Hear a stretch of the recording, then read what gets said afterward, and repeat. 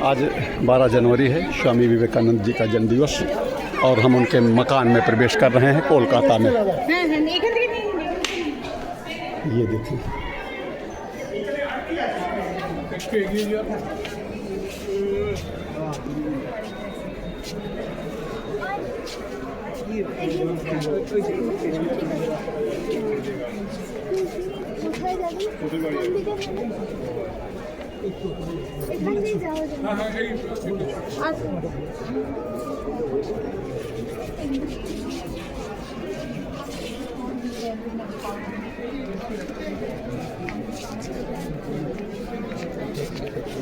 ये पुराना मकान है, इधर ही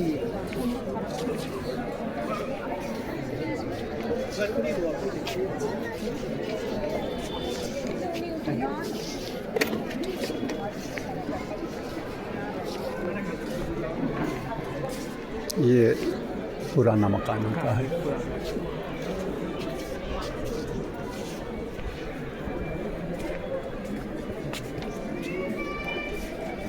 ये पूरा मकान में एंटर किया। अच्छा,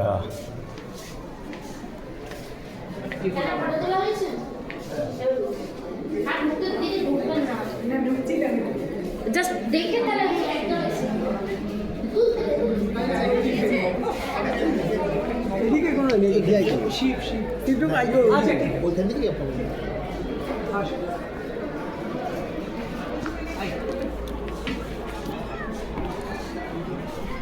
यहाँ पर प्रसाद दिया जा रहा है लोगों को।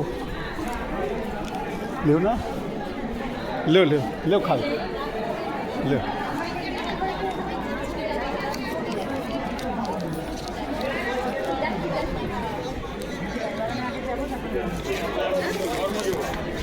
स्वामी जी की ये विशाल प्रतिमा देखें।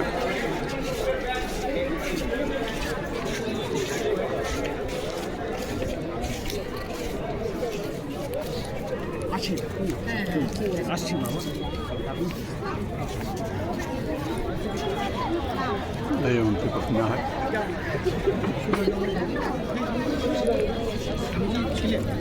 ये आपका म्यूजियम का गेट है, इनका मंदिर है, फर्स्ट फ्लोर में है।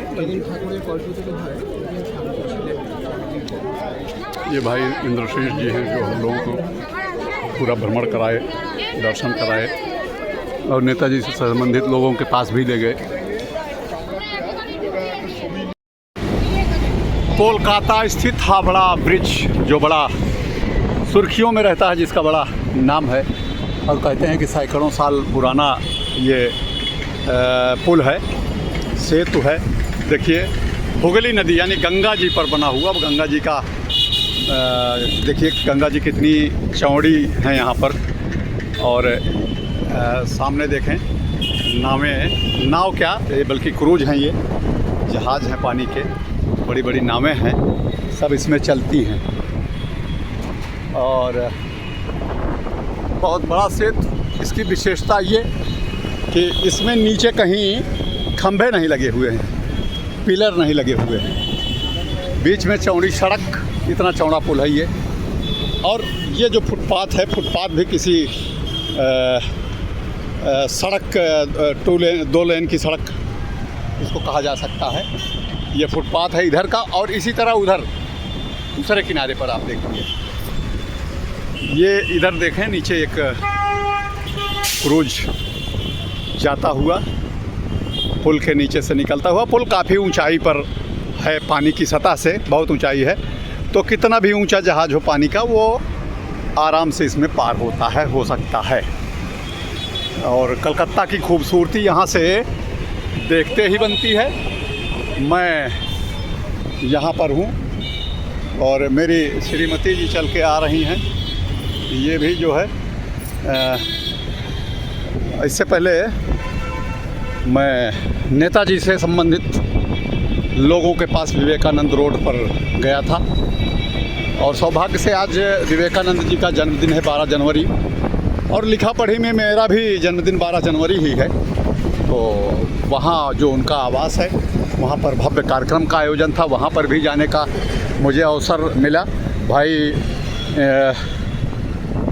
इंद्रशीष भट्टाचार्य जी मुझे तरुण मुखर्जी साहब के यहाँ लेके गए, जो भगवान जी के यहाँ आते जाते थे, जिनकी मुलाकात भगवान जी से अयोध्या में लखनऊ अहाता में हुई थी। उनसे भी मेरी चर्चा हुई। उसके अलावा भगवान जी से जुड़े कई लोगों के मकानों को उन्होंने दिखाया।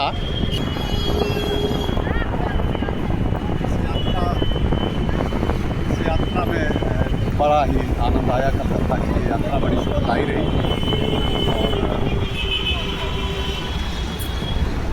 बस थोड़े छोटे वीडियो जगह जगह के बना लिए हैं मैंने।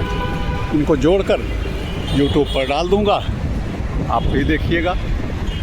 आज तारीख है 12 जनवरी और सायं 6 बजे 7 बजे 8 बजे के लगभग मेरी बस निकल जाएगी गंगा सागर के लिए। गंगा सागर में जाकर गंगा स्नान होगा। गंगा सागर में मकर संक्रांति के अवसर पर 14 जनवरी को, और उसके बाद हम लोग यहाँ से रवाना हो जाएंगे जनपद सुल्तानपुर उत्तर प्रदेश के लिए। और हमारी 28 दिसंबर से प्रारंभ हुई यात्रा का 16 दिसंबर को माँ गंगा की कृपा से समापन हो जाएगा। इस सेतु को देखकर अंग्रेज़ों के प्रति तो ये कहने का मन ज़रूर बनता है कि वाह अंग्रेज़ों वाह, तुम जो खड़ा कर गए थे ये ब्रिज 100 साल पहले, सीना ताने उसी तरह ये ब्रिज आज भी खड़ा है। उसके अलावा तुम्हारे द्वारा बनाई गई अन्य इमारतें जो पुरानी हैं वो भी आज उसी तरह खड़ी हैं। तो तुम्हारी यहाँ पर तारीफ़ करने का तो मन करता है। हमारे कर्णधार जो इस समय बना रहे हैं बिल्डिंगें, आज़ादी के बाद की जो बिल्डिंगें हैं, आज बन के हैंड ओवर हुई 10 साल बाद 5 साल बाद ही उनमें दिक्कतें बढ़नी शुरू हो जाती हैं। ओवर ब्रिज हमारे यहाँ जो बनाए जाते हैं वो सभी ओवर ब्रिज बहुत जल्दी काम करना बंद कर देते हैं। उनकी मरम्मत कराने की आवश्यकता पड़ने लगती है। तो धन्यवाद गोरों, तुमने ये जो भारत को तोहफा दिया इसकी कोई मिसाल नहीं। 6 बजे हमारी पूरी टीम पंक्ति में लगी थी, पंक्तिबद्ध हुई थी, और अब 9 बजने को हैं। अब हमें स्टीमर मिल पाया है। तो इस तरह से देखो कितना आदमी एक स्टीमर पर सवार हो रहा है। ये गंगा सागर यात्रा है, बहुत भीड़ होती है इसमें। यही जमीन ये सागर है। हाँ, इसे खड़ी रह आराम से। ये जो है देखिए, ये स्टीमर पानी के जहाज भी कहते हैं, ये सब चल दिए हैं गंगा सागर की यात्रा कराने हुए। तो इस पार से उस पार ले जाने के लिए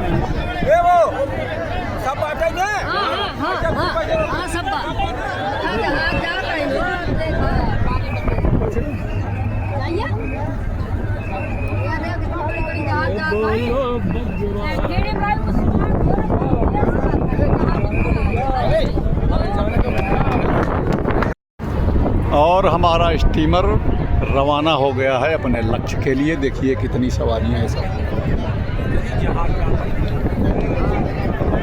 ये पाठी जी उधर बीच से ढांप रहे हैं। हाँ।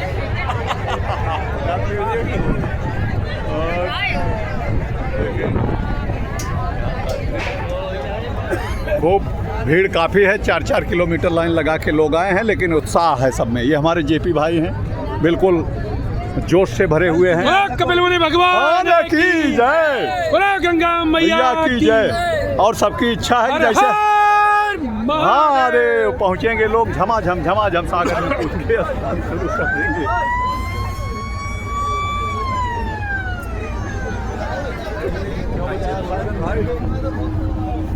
मैं भी यहाँ बीच में।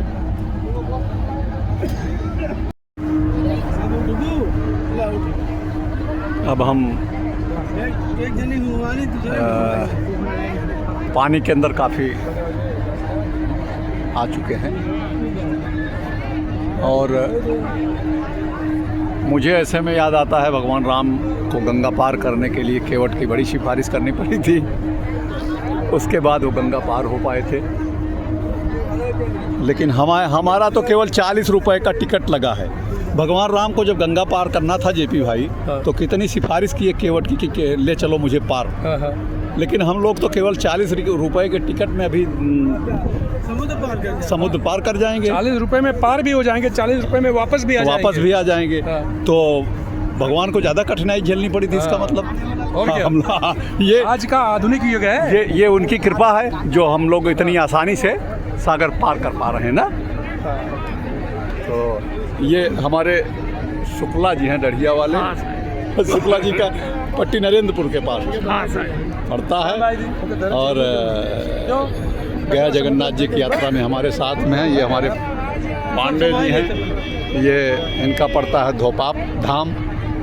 और सभी लोग इस तीर्थ यात्रा में हैं, पुरखों को पिंडदान किए। और अंतिम पड़ाव हमारा है गंगा सागर, जिसकी यात्रा पर हैं हम। समुद्र के बीचों बीच हमारा ये स्टीमर इस समय चल रहा है। और अथाह जलराशि समेटे हुए सागर। और हाँ, सागर जब पार करना था तब भी तो भगवान ने बिना न मानत जलधि जड़ति गए 3 दिन बीत। 3 दिन तक सागर को मनाने का प्रयास किया था, क्यों मिश्रा जी? फिर भी नहीं माना था सागर। क्या क्या करना पड़ा है? ये उनकी मर्यादा थी।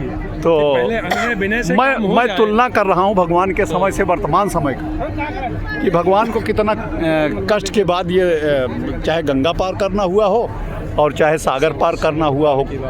और ये भगवान की ही कृपा है कि हम लोगों को वो समय नहीं देखना पड़ा है। बड़ी आसानी से हम लोग जो है हमारी समस्याओं का हल हो जाता है। देखिए वो भी जहाज़ है क्या? हाँ, वो भी तो लग रहा कोई बढ़िया मकान है 5 स्टार टाइप, 3 फ्लोर की है। देखें, ये यात्रा जिस निमित्त शुरू होती है उसका अंतिम लक्ष्य ही होता है गंगा सागर में स्नान, जो मैंने अभी थोड़ी देर पहले दिखाया था। उसके बाद कपिल मुनि महाराज के दर्शन। देखिए कितनी भीड़, कितने श्रद्धालु इस कपिल मुनि महाराज के दर्शनार्थ हुए हैं। इधर देखें कपिल मुनि महाराज का मंदिर शोभायमान हो रहा है, जिसमें देवराज इंद्र व उनका अश्व इस मंदिर में है, वनदेवी। और इधर मध्य का मंदिर होगा कपिल मुनि महाराज का। नज़दीक पहुंचने पर मैं भी देखता हूं, प्रयास करता हूं कि उनके दर्शन आपको भी हों।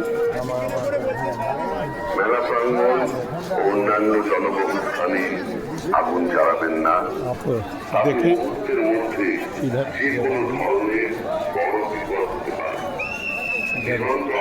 ये देखें मध्य में कपिल मुनि महाराज, इधर गंगा देवी, इधर दाहिनी तरफ राजा सागर, श्री सीताराम दरबार, श्री राधा कृष्ण का दरबार ये, और इधर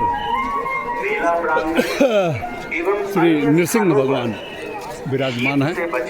देखें बहुत ही दिव्य दर्शन हो रहे हैं, बहुत सुलभ और बहुत ही अच्छे तरीके से दर्शन हो रहा है इस मंदिर में। जबकि मान्यता ये है कि भीड़ बहुत ज़्यादा रहती है, दर्शन ढंग से हो नहीं पाता।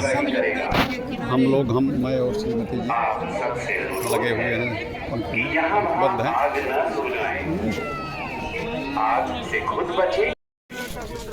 इस समय हम लोग गंगा सागर में हैं, रात के 3 बज रहे हैं और हमारी टीम ने स्नान कर लिया है। और अब हमारी बस जो हारून पॉइंट 4 पर खड़ी है, गंगा के उस पार या सागर के उस पार, तो अब हम उस तरफ बढ़ रहे हैं पूरी हमारी टीम। ये ना चल, अभी बहुत दूर है, चलो आगे। आज दिनांक 14 जनवरी 2026 प्रातः के कितने बजे हैं? 6:30 बजे हैं, लगभग 6:30 बजे हैं। देखिए सूर्यदेव निकल कर जग को प्रकाशित कर रहे हैं और सागर के ऊपर ये इतना सुशोभित हो रहे हैं, शोभायमान हो रहे हैं। और हम लोग गंगा सागर से नहाकर निकल चुके हैं और यहाँ से ये स्टीमर पानी का जहाज इस पर बैठ चुके हैं। थोड़ी देर में हम प्रस्थान करके उस पार पहुँचेंगे जहाँ बस खड़ी है और बस पकड़कर हम लोग आगे की यात्रा करेंगे, अपने गांव की तरफ जाएंगे। देखें हमारा पूरे साथी बस में जो साथ आए थे सब लोग इसमें लगभग आ चुके हैं और अब यहाँ से हमारी आगे की यात्रा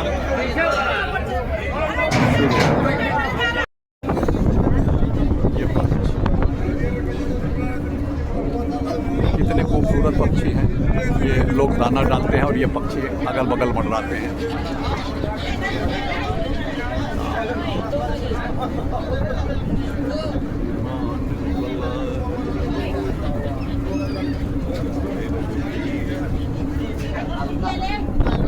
कण कण में जो अपना रूप दिखाने वाला है, क्या यह सुंदर दुनिया वही बनाने वाला है।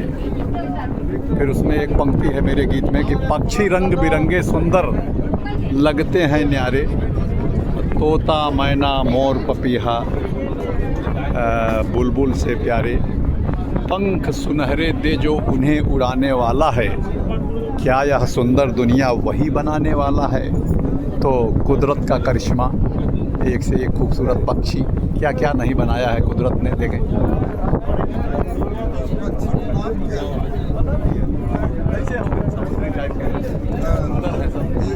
यही पक्षी है गंगा नदी पे